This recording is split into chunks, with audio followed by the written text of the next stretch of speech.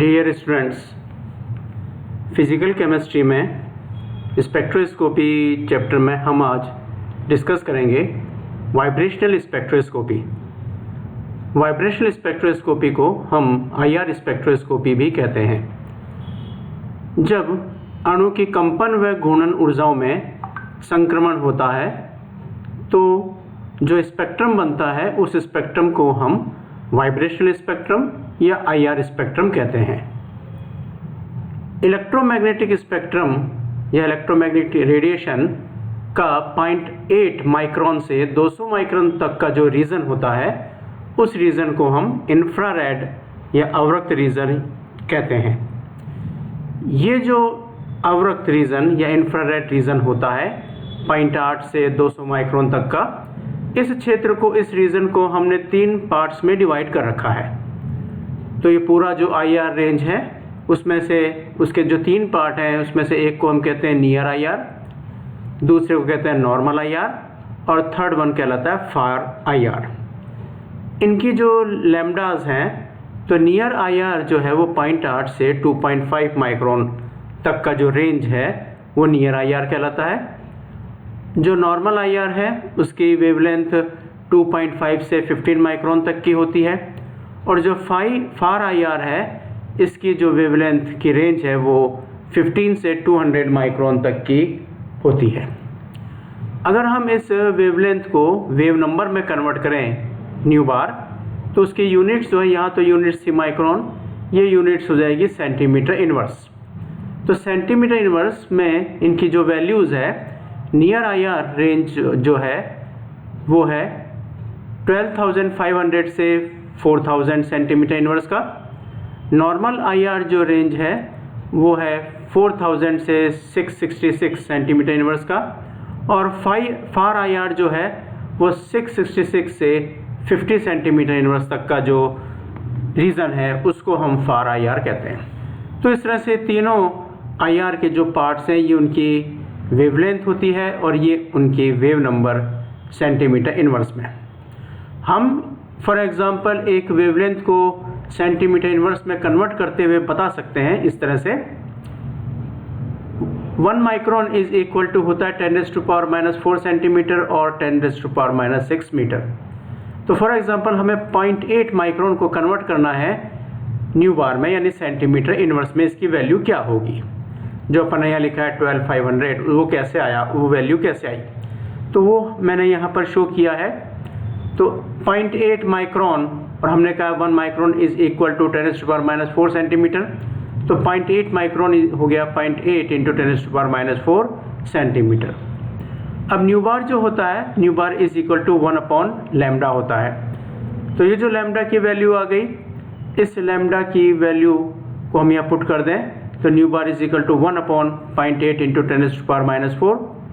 ये पॉइंट हमने यहाँ लिया और ये 10⁻⁴ इसको हम ऊपर ले गए तो ऊपर जाके ये हो गया 10⁵ पॉजिटिव डिवाइड बाय 8। इसको अगर हम सोल्व कर लें तो ये जो वैल्यू आती है वो है 12,500 सेंटीमीटर इनवर्स। तो इस तरह से हम ये जो मैंने यहाँ शो किया है इसके अकॉर्डिंग आप लोग कोई भी इसमें से वैल्यू लेकर उसको लैम्डा की वैल्यू को न्यू बार या सेंटीमीटर इनवर्स में कन्वर्ट कर सकते हैं। अब ये जो आईआर स्पेक्ट्रोस्कोपी है, इस आईआर स्पेक्ट्रो का प्रिंसिपल क्या है, उसके प्रिंसिपल के लिए हम ये कहेंगे कि हमने यहाँ पर इस आईआर के प्रिंसिपल को समझने के लिए एक डायटोमिक मॉलिक्यूल को एग्जाम्पल के रूप में लिया है। तो एक द्विपरमाणु कणों की कंपन गति यानी वाइब्रेशन मोशन को समझने के लिए अणु को सिंपल हार्मोनिक ऑसिलेटर माना जा सकता है। यानी यहाँ पर जो कंपन की गति होती है वो एक सिंपल हार्मोनिक मोशन या सरल आवर्त गति होती है। सरल आवर्त गति करते हुए अणु को हम कहते हैं सरल आवर्ती दोलक या सिंपल हार्मोनिक ऑसिलेटर। ये जो सिंपल हार्मोनिक मोशन होता है इसमें हुक्स का नियम अप्लाई होता है और ये जो कंपन है, इस कंपन का मतलब होता है कि एक परमाणु दूसरे परमाणु के नज़दीक आना और उससे दूर जाना। ये जो गति होती है उस गति को हम कंपन की गति कहते हैं। तो हुक का नियम कहता है F is proportional to delta x या F is equal to -k into delta x।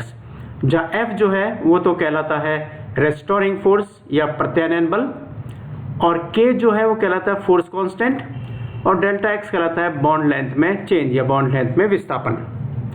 यहाँ जो एक इक्वेशन में माइनस साइन आ रहा है वो माइनस साइन का मतलब होता है जो प्रत्यानयन बल है वो विस्थापन यानी डिस्प्लेसमेंट के विपरीत दिशा में वर्क कर रहा है।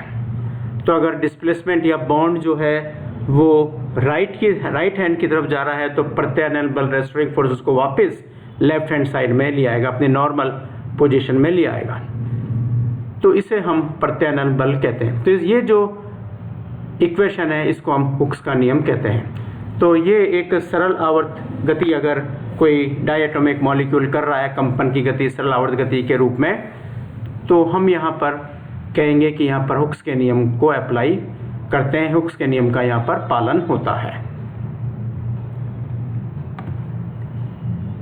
यहाँ पर कुछ फार्मूलेज अपने को याद रखने हैं। एक कंपन करते हुए डायटोमिक मॉलिक्यूल के दो परमाणु जिनके द्रव्यमान m1 व m2 है एक स्प्रिंग से जुड़ी है, तो सरल आवर्त गति के लिए जो आवृत्ति का मान आएगा एक द्विपरमाणु कण के लिए वो आवृत्ति का मान इस समीकरण द्वारा दिया जाता है। तो एक सरल आवर्त गति के लिए कंपन करने की जो आवृत्ति होती है न्यू वो इजिकल टू होती है 1/2 पाई √k/μ, जहाँ k जो है फोर्स कांस्टेंट है, म्यू जो है वो रिड्यूस्ड मास या समानित द्रव्यमान है, जो बराबर होता है दो परमाणुओं के द्रव्यमानों का गुणनफल बटा उन दोनों परमाणुओं के द्रव्यमानों का एडिशन यानी योग, अर्थात mu is equal to m1 into m2 divide by m1 plus m2। इसको हमने यहाँ पर एक ये जो सिंपल मैंने नीचे डायग्राम शो किया है उसके अकॉर्डिंग ले लें।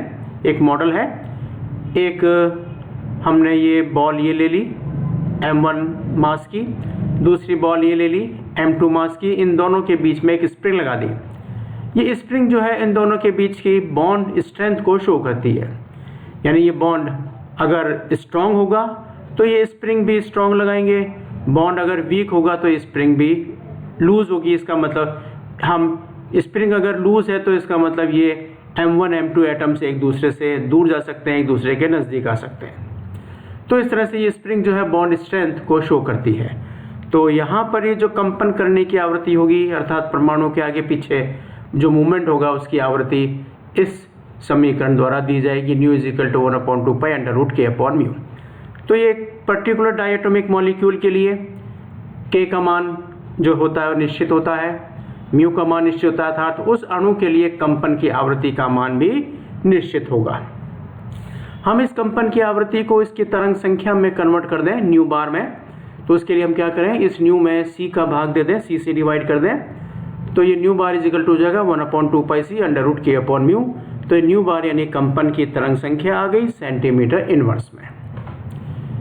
तो एक सिंपल हार्मोनिक ऑसिलेटर की जो पोटेंशियल एनर्जी होती है जिसको हम कंपन की ऊर्जा भी कह सकते हैं, वो पोटेंशियल एनर्जी या कंपन की ऊर्जा इस इक्वेशन द्वारा दी जाती है। पोटेंशियल एनर्जी या कंपन की ऊर्जा V इजिकल टू 1/2 kx², जहाँ x जो है वो विस्थापन होता है। ये जो कंपन की ऊर्जा है इस कंपन की ऊर्जा के मान क्वांटीकृत होते हैं अर्थात निश्चित मान होते हैं। उन मानों के लिए एक जनरल इक्वेशन है, क्वांटाइज जो वैल्यूज़ होती है उसको हम इस समीकरण द्वारा प्रदर्शित कर सकते हैं। तो एक कंपन ऊर्जा के लिए जो इक्वेशन होती है वो है EV is equal to V + 1/2 into hν, जहाँ V जो है वो कंपन क्वांटम संख्या है जिसका मान 0, 1, 2, 3 इत्यादि हो सकता है। h प्लांक कांस्टेंट है और न्यू जो है वो कंपन की आवृत्ति, जहाँ ऊपर हमने इसके लिए फार्मूला शो कर रखा है। तो इस तरह से कंपन की ऊर्जा का मान जो है वो डिपेंड करेगा, निर्भर करेगा कंपन क्वांटम संख्या के मानों पर। तो कंपन क्वांटम संख्या के अगर हम यहाँ अलग अलग मान रखते जाएंगे तो हमें अलग अलग कंपन ऊर्जा के मान प्राप्त हो जाएंगे। तो हम कहेंगे उस अणु के अलग अलग कंपन ऊर्जा स्तर की वैल्यूज़ हमारे पास में आ गई है। तो इस प्रकार से ये कुछ बेसिक इक्वेशंस हैं कंपन गति और कंपन की ऊर्जा के लिए। अब अगर एक डायटोमिक मॉलिक्यूल जो कि सरल आवर्ती दोलक या सिंपल हार्मोनिक ऑसिलेटर की तरह बिहेव कर रहा है, तो उस अणु के लिए जब कंपन संक्रमण होंगे तो उसके लिए चयन नियम क्या होगा, सिलेक्शन रूल क्या होगा, और विभिन्न कंपन ऊर्जा स्तर और उनकी ऊर्जाओं को हम किस तरह से रिप्रेजेंट करें, किस तरह से शो करें।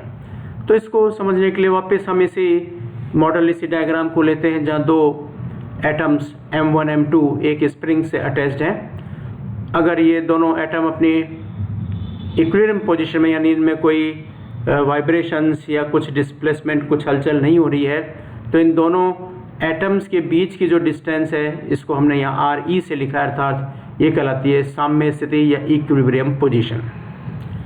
अब यदि इसमें फॉर एग्जांपल ये एटम्स जो हैं एक दूसरे से दूर जाते हैं, ये एटम एक दूसरे से दूर गए, तो इसका मतलब ये स्प्रिंग खिंच गई। स्प्रिंग खिंच गई इसका मतलब इन दोनों परमाणुओं के बीच जो डिस्टेंस है वो बढ़ गई, जिसको हम कह सकते हैं कि बॉन्ड डिस्टेंस इंक्रीज हो गई। इसे हम कहते हैं एक्सपेंशन, विस्तारण। और यदि ये दोनों एटम जो है एक दूसरे के नज़दीक आ जाए तो ये जो स्प्रिंग जो है वो दब जाएगी, अर्थात हम कह सकते हैं इन दोनों एटम्स के बीच की जो डिस्टेंस है वो कम हो जाएगी, अर्थात बॉन्ड डिस्टेंस कम हो जाएगी। इसको हम कहते हैं कंप्रेशन या संकोचन। तो ये एक सिंपल हार्मोनिक ऑसिलेटर का मॉडल है। अब क्या होता है कि जब कंपन होते हैं, ये एटम्स अपनी इक्विलिब्रियम पोजीशन से हटते हैं, तो फॉर एग्जांपल एक्सपेंशन होता है, तो ये एटम्स एक दूसरे से दूर गए। दूर जाने पर उसी समय क्या करेगा, इन एटम्स में अपना एक स्पेशल प्रॉपर्टी होती है जिसको हम कहते हैं प्रत्यानयन बल। वो प्रत्यानयन बल कार्य करता है और इन एटम्स को वापस अपनी इक्विलिब्रियम पोजीशन पर ले आता है। और इसी प्रकार से जब कंप्रेशन होता है तो वापस ये प्रत्यानयन बल कार्य करता है और इन एटम्स को वापस अपनी इक्विलिब्रियम पोजीशन पर ले जाता है। तो इस प्रकार से इस अगर एक्सपेंशन होगा तो एक रेस्टोरिंग फोर्स या प्रत्यानयन बल उसको वापस एटम्स को अपनी पोजीशन पे ले आएंगे। कंप्रेशन होगा तो वापस जो है वो प्रत्यानयन बल उसको अपने वापस एटम्स को अपनी इक्विलिब्रियम पोजीशन पर ले जाएंगे। तो इस तरह से अगर एक्सपेंशन की वैल्यू बढ़ेगी तो उसी रेशो में प्रत्यानयन बल बढ़ेगा, कंप्रेशन बढ़ेगा तो उसी अनुपात में जो है वो प्रत्यानयन बल भी, उसका मान भी परिवर्तित होगा। तो इस तरह से ये एक हुक के नियम का पालन होता है। अगर मॉलिक्यूल जो है उसमें एक सरल आवर्त गति हो रही हो, कंपन की गति जो है एक सरल आवर्त गति के रूप में प्रदर्शित हो रही हो। जो सिलेक्शन रूल है वाइब्रेशनल स्पेक्ट्रम के लिए, कंपन स्पेक्ट्रम के लिए, तो एक डायटोमिक मॉलिक्यूल जो सिंपल हार्मोनिक ऑसिलेटर की तरह व्यवहार करता है तो उसके विभिन्न कंपन ऊर्जा स्तरों में जो संक्रमण होगा उसके लिए सिलेक्शन रूल इस प्रकार से है, delta V is equal two plus minus 1। जहाँ V जो है वो कंपन क्वांटम संख्या था, संक्रमण जो होगा तो इसका मतलब संक्रमण एक निम्न कंपन ऊर्जा स्तर से उच्च कंपन ऊर्जा स्तर में होगा। इन कंपन ऊर्जाओं स्तरों को प्रदर्शित करने के लिए कंपन क्वांटम संख्याएं काम में ली जाती है। सपोज जो सबसे पहला कंपन ऊर्जा स्तर है उसके लिए कंपन क्वांटम संख्या का मान 0 दे दें, तो उससे ऊपर वाले के लिए जो कंपन ऊर्जा स्तर होगा उसके लिए कंपन क्वांटम संख्या का मान 1 होगा। इस तरह से एक के बाद 2, 3, 4 एटसेट्रा, इस तरह से विभिन्न कंपन ऊर्जा स्तर होंगे जिनकी कंपन क्वांटम संख्या के मान अपन शो कर सकते हैं। तो इस चयन नियम के अनुसार जब कंपन संक्रमण होगा तो कंपन क्वांटम संख्या के मान में जो चेंज होगा वो परिवर्तन किस वैल्यू से होगा, इकाई से होता है, यूनिटी से होता है। अर्थात इसका मतलब ये हो गया कि जब ऊर्जा का अवशोषण होगा तो अवशोषण स्पेक्ट्रम के लिए जो कंपन क्वांटम संख्या के मान में परिवर्तन होगा वो +1 से होगा, और जब उत्सर्जन होगा तो जो स्पेक्ट्रम के लिए जो कंपन क्वांटम संख्या के मान में परिवर्तन होगा वो -1 से होगा। अर्थात अवशोषण के लिए जो मॉलिक्यूल V बराबर 0 एनर्जी लेवल में है वो एनर्जी एब्जॉर्ब करके V बराबर 1 में चले जाएंगे। जो मॉलिक्यूल पहले से V बराबर 1 में है वो V बराबर 2 में चले जाएंगे। जो पहले से V बराबर 2 में है वो V बराबर 3, इस तरह से वो हायर लेवल में संक्रमण कर जाएंगे, ट्रांजिशन कर जाएंगे। और जब एनर्जी रिलीज होगी तो ऊपर से जो है मॉलिक्यूल वापस अपने नीचे वाले एनर्जी लेवल में आएगा, तो चेंज वही होगा, 1 से होगा, यानी 3 वाला 2 में, 2 वाला 1 में, 1 वाला 0 में, लेकिन उसके पहले साइन लगा देंगे माइनस का। तो इस तरह से ये एक सिलेक्शन रूल दे रखा है कंपन स्पेक्ट्रम प्राप्त करने के लिए जब एक सरल आवर्त गति प्रदर्शित हो रही हो। अब हम बात करें यहाँ पर विभिन्न कंपन ऊर्जा स्तरों के बारे में, एनर्जी लेवल्स के बारे में। तो कुछ एक इक्वेशन वापस अपन यहाँ लिखें। तो एक कंपन ऊर्जा स्तर की ऊर्जा को हम इस इक्वेशन से शो कर सकते हैं, EV is equal to V + 1/2 h nu, जहाँ न्यू जो है उस द्विपरमाणु अणु के लिए कंपन की आवृत्ति है, जिसका मान उस विशिष्ट अणु के लिए इस प्रकार से दिया जा सकता है 1/2 पाई √k/μ। फॉर एग्जाम्पल जैसे HCl का मॉलिक्यूल है, तो HCl के मॉलिक्यूल के लिए कंपन की आवृत्ति क्या होगी उसको हम निकाल सकते हैं। HCl के लिए जो H और Cl के बीच का बॉन्ड है, उस बॉन्ड के लिए वो जो फोर्स कांस्टेंट है उसकी वैल्यू क्या होगी, K के वैल्यू रख दें। H और Cl के लिए म्यू निकाल लें, वो वैल्यू यहाँ रख दें। तो हम इसको सॉल्व करेंगे तो HCl के मॉलिक्यूल के लिए कंपन की आवृत्ति का मान प्राप्त हो जाएगा। तो इस प्रकार से हम किसी डायटोमिक मॉलिक्यूल के लिए कंपन की आवृत्ति निकाल सकते हैं। अब इस इक्वेशन में हम कंपन क्वांटम संख्या की वैल्यू रख दें। सबसे पहले हमने कंपन क्वांटम संख्या V की वैल्यू, लोएस्ट वैल्यू 0 रखी। तो अगर अपन देखें तो यहाँ पर 0 रखने से एनर्जी की वैल्यू 0 नहीं होगी। इसका मतलब ये हो गया कि जो कंपन ऊर्जा स्तर का न्यूनतम ऊर्जा स्तर है, उस ऊर्जा स्तर की ऊर्जा का मान 0 नहीं होता।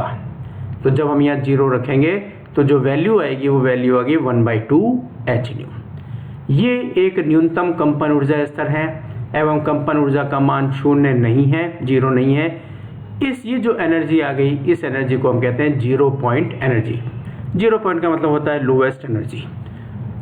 अतः हम ये कह सकते हैं कि क्योंकि लोएस्ट एनर्जी की भी एक वैल्यू है, 0 नहीं है, इसलिए हम कह सकते हैं कि अणु में परमाणु जो है वो कंपन कर रहे हैं, तभी उनकी कंपन की ऊर्जा है। तो अर्थात परमाणु जो है वो स्थिर अवस्था में नहीं होते।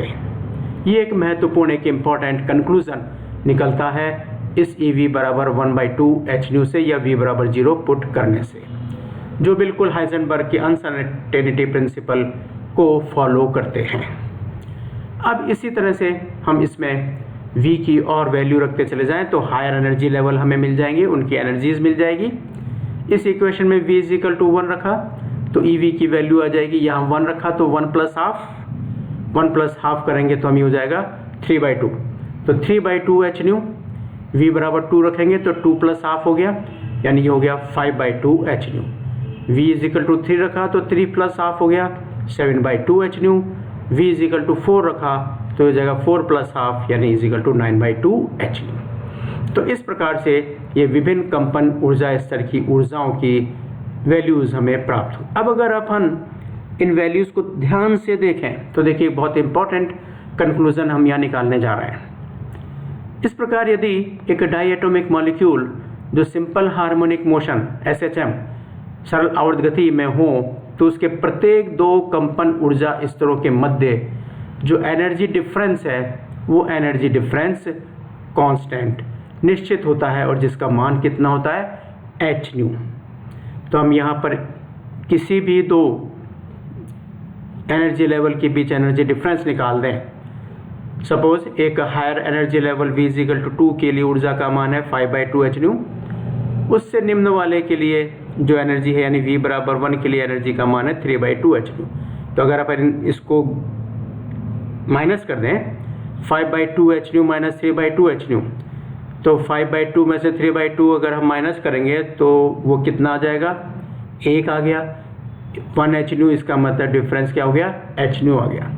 इसी तरह से 7/2 h न्यू में से 5/2 माइनस करेंगे h न्यू आ जाएगा। 9/2 में से 7/2 करेंगे तो भी कितना आएगा, h न्यू आएगा। इसका मतलब सिंपल हार्मोनिक मोशन अगर हो रहा है, कंपन की गति एक सरल आवर्त गति के रूप में हो रही है, हुक के नियम का पालन हो रहा है, तो उसके उस अणु के 2 कंपन ऊर्जा स्तर के बीच एनर्जी डिफरेंस जो है वो कांस्टेंट होगा, h न्यू होगा। अर्थात 1 और 2 के बीच वही वैल्यू होगी, 2 और 3 के बीच वही वैल्यू होगी, 3 और 4 के बीच भी वही वैल्यू होती है। अब थोड़ा सा इसी को हम और एक्सप्लेन करें, एक डायग्राम के द्वारा शो कर दें। जब एक डाईएटॉमिक मॉलिक्यूल जो सिंपल हार्मोनिक ऑसिलेटर के लिए हम एक ग्राफ खींचे, ग्राफ प्लॉट करें, वो ग्राफ होगा पोटेंशियल एनर्जी और बॉन्ड डिस्टेंस के बीच। तो एक एक्सिस पर हम पोटेंशियल एनर्जी ले लें और इस एक्सिस पर, एक्स एक्सिस पर हम ले लें बॉन्ड डिस्टेंस। तो जो ग्राफ आता है वो ग्राफ की शेप इस तरह से होती है। इसको हम कहते हैं एक इक्वली स्पेस्ड एनर्जी जो है, उसके लिए हम इस प्रकार से ग्राफ मिलेगा। तो हम इस ग्राफ को देखें तो ये बिल्कुल बीच में जो पॉइंट है जहाँ हमने लिखा है आर ई, ये एक हम कह सकते हैं इक्विलिब्रियम डिस्टेंस, बॉन्ड डिस्टेंस है। अब इसमें अगर बॉन्ड डिस्टेंस इधर बढ़ रही है तो हम बॉन्ड डिस्टेंस को पॉजिटिव कहेंगे, यानी बॉन्ड डिस्टेंस में जो है वो इंक्रीमेंट हो रहा है, तो ये हो रहा है एक्सपेंशन। और अगर इस आर ई से बॉन्ड डिस्टेंस की वैल्यू कम हो रही है तो हम उसके आगे नेगेटिव साइन लगा देंगे। बॉन्ड डिस्टेंस नेगेटिव यानी कम हो रही है तो हम इसको कहते हैं कंप्रेशन। अब जब ये बॉन्ड एक्सपेंशन और कंप्रेशन होता है तो ये पोटेंशियल एनर्जी के बीच हम ग्राफ प्लॉट करें तो ये इस तरह से ग्राफ आता है। तो यहाँ ध्यान अपन ये दें, इस ग्राफ को इस तरह से हम समझें कि ये जो पॉइंट है इक्विलिब्रियम डिस्टेंस पे जहाँ एनर्जी 0 है, तो ये तो एक थ्योरेटिकल एक्सपेक्ट हो गया, ये एक हम कह सकते हैं हमारे लिए प्रैक्टिकल की बात नहीं है। हमारे लिए जो एनर्जी लेवल मिलेंगे वो यहाँ से मिलेंगे, क्योंकि हमने लिखा है कि V बराबर 0 के लिए कुछ ना कुछ एनर्जी होगी। तो ये V बराबर 0 है और ये तो उस समय ये एनर्जी की इसकी वैल्यू h/2। अब मैं सिर्फ एक ये जो है लाइन कैसे आई इसको मैं यहाँ एक्सप्लेन करने जा रहा हूँ, आप ध्यान से इसको देखिएगा। ये एक इक्विलिब्रियम डिस्टेंस है, यानी ये एक इक्विलिब्रियम डिस्टेंस होगी, साम्य स्थिति हो गई। एक अणु जो V बराबर 0 कंपन ऊर्जा स्तर में है, ये दो परमाणुओं के बीच उसकी बॉन्ड डिस्टेंस हो गई। अब यहाँ से इसमें कंपन होता है, कंपन का मतलब बॉन्ड डिस्टेंस बढ़ेगी, सिंपल हार्मोनिक मोशन हो रहा है। सपोज यहाँ इस पोजीशन से बॉन्ड डिस्टेंस बढ़ी तो ये बॉन्ड डिस्टेंस बढ़ी, परमाणु यहाँ तक गया, यहाँ पे जाने के बाद में या जैसे इस सिरे पर आया, इस प्रत्यानयन बल ने कार्य किया, वापस इसको यहाँ पर अपनी नॉर्मल स्टेट इक्विलिब्रियम स्टेट में ले आया। अब इसके बाद वापस ये परमाणु ने कंपन करते समय ये अब दूसरे परमाणु के नज़दीक चला गया, बॉन्ड डिस्टेंस कम हो गई, संकुचन हो गया, यहाँ तक गया, फिर वापस प्रत्यानयन बल ने काम किया और इसको वापस अपनी मीन पोजीशन पे इक्विलिब्रियम डिस्टेंस पे लिया। तो अपनी मीन इक्विलिब्रियम डिस्टेंस से इधर आगे जाना, वापस अपनी मीन पोजीशन पे आना, फिर इधर पीछे जाना और वापस अपनी मीन पोजीशन पर आना, इसको हम कहते हैं सिंपल हार्मोनिक मोशन। और इस तरह से जब ये आएगा तो ये एक हम कहेंगे ये एक अपने एनर्जी लेवल में इधर आगे से पीछे की तरफ कंपन गति प्रदर्शित कर रहा है। ये एक सिंपल हार्मोनिक मोशन हो गया। हायर एनर्जी लेवल में क्या होगा, ये इसका हायर एनर्जी लेवल जहाँ पर ये मीन पोजीशन है, इससे ये आगे जाएगा तो जो डिस्टेंस की वैल्यू है वो वैल्यू थोड़ी सी बढ़ जाएगी, तो उसी रेशो में जो है वो हम कहेंगे कि प्रत्यानयन बल बढ़ गया जो वापस इसको पीछे लाएगा, फिर वापस ये पीछे जाएगा, वापस बॉन्ड डिस्टेंस थोड़ी सी और जो है संकुचन और ज़्यादा हो गया, कंप्रेशन और ज़्यादा हो गया, तो उसी रेशो में प्रत्यानयन बल इंक्रीज होगा और वापस इसको अपनी मीन पोजीशन पर ले आएगा। ये हो गया इसका एक हायर एनर्जी लेवल, हायर कंपन ऊर्जा स्तर, जहाँ इसकी वैल्यू है 3h/2। तो इस तरह से इस मीन पोजीशन से आगे पीछे जो है ये कंपन गति होती रहती है, जो एक सरल आवर्त गति कहलाती है। तो अगर सरल आवर्त गति हो रही है तो हम ये कह सकते हैं कि ये जो इसकी मीन पोजीशन है, इस मीन पोजीशन से इधर डिस्टेंस और इसी मीन पोजीशन से इधर डिस्टेंस सेम होगी प्रत्येक एनर्जी लेवल में, और प्रत्येक दो ऊर्जा स्तर के बीच जो डिफरेंस होगा वो h न्यू होगा। तो 0 से 1 के बीच डिफरेंस एच न्यू, 1 से 2 के बीच डिफरेंस एच न्यू, 2 से 3 के बीच भी एच न्यू, एटसेट्रा। इस तरह से ये एक सरल आवर्त गति के लिए ग्राफ हमें प्राप्त होता है। अब अगर प्योर वाइब्रेशनल स्पेक्ट्रम के बारे में हम बताएं, स्पेक्ट्रम में कितनी लाइन आएंगी, इस कैसी रेखाएं आएंगी, तो दो पास पास के एनर्जी लेवल जिनकी कंपन क्वांटम संख्या v व v+1 हो तो उनमें एनर्जी डिफरेंस जो है वो h न्यू के बराबर होता है तथा दोनों ऊर्जा स्तरों में दूरी भी समान होती है। इसलिए एक डायटोमिक मॉलिक्यूल के लिए कंपन स्पेक्ट्रम में एब्जॉर्प्शन लाइन जो आएगी वो सिर्फ एक सिंगल लाइन प्राप्त होती है। तो यहाँ पर अगर जो मॉलिक्यूल 0 से 1 में होंगे वो एक निश्चित ऊर्जा या निश्चित तरंग संख्या वाले विकिरण का अवशोषण करके संक्रमण कर जाएंगे। उसी तरंग संख्या वाले विकिरण के अवशोषण से जो 1 में मॉलिक्यूल है वो 2 में चला जाएगा, जो 2 में है वो 3 में चला जाएगा, जो 3 में है वो 4 में चला जाएगा, क्योंकि प्रत्येक दो ऊर्जा स्तरों के बीच जो दूरी है वो या जो डिफरेंस है वो सेम है। तो इसलिए जो स्पेक्ट्रम में लाइन मिलेगी वो सिर्फ एक सिंगल लाइन प्राप्त होती है जिसकी तरंग संख्या का मान हम इस तरह से शो कर सकते हैं। तो अगर हम सबसे पहले एनर्जी को सेंटीमीटर इनवर्स में कन्वर्ट करें तो सेंटीमीटर इनवर्स में कन्वर्ट करेंगे तो यहाँ पर एक नया नोटेशन, एक नया साइन काम में लिया है g और नीचे लिख दिया v। ये तरंग संख्या या सेंटीमीटर इनवर्स में हम कन्वर्ट करें कब, जब एनर्जी को डिवाइड कर दें hc से। तो एनर्जी की इक्वेशन है v+12 h nu divide by hc, या v+12 इस न्यू को कन्वर्ट कर दिया, nu is equal to c upon lambda होता है, 1 upon lambda is equal to होता है न्यू बार। तो ये ऊपर हो गया hc new bar divide by hc cancel हो गया, ये रह गया न्यू बार। तो जो वाइब्रेशन एनर्जी कंपन ऊर्जा थी वो इक्वेशन सेंटीमीटर इनवर्स में इस रूप में आ गई, न्यू बार v+12। तो अब हम जो अवशोषण स्पेक्ट्रम में जो लाइन मिलेगी वो लाइन उसकी तरंग संख्या क्या होगी, यानी किस तरंग संख्या वाले विकिरण का अवशोषण होगा उसको हम शो करें। तो माना v से v+1 ट्रांजिशन हो रहा है तो हम ये जो एक इक्वेशन बनी है उसको हम gv+1 के लिए अप्लाई कर दें, माइनस कर दें gv के लिए। तो gv+1 के लिए हम इसमें v के मान में एक जो है वो जोड़ दें तो ये हो जाएगा v+1+12। तो 1+12 तो हो गया 3/2, तो ये हो गया v+3/2 आगे है न्यू बार, माइनस यही इक्वेशन हम ले लें तो v+12 न्यू बार। तो यहाँ पर हम इसको सॉल्व कर लें तो वैल्यू आ जाएगी न्यू बार, अर्थात हम कह सकते हैं कि न्यू बार तरंग संख्या वाले विकिरण का अवशोषण होगा। उस अवशोषण से जो मॉलिक्यूल है किसी भी एनर्जी लेवल में हो वो अपने से जस्ट हायर कंपन ऊर्जा स्तर में संक्रमण कर जाएगा और हमें स्पेक्ट्रम में उन समस्त संक्रमणों के फलस्वरूप सिर्फ एक ही लाइन मिलेगी। उस जो एक लाइन मिलेगी उसकी तरंग संख्या का मान होगा न्यू बार। तो इस प्रकार से एक IR स्पेक्ट्रम अगर मॉलिक्यूल डाइएटॉमिक हो और सरल आवर्त गति कर रहा हो तो उसके लिए हम इस तरह से एक्सप्लेन कर सकते हैं।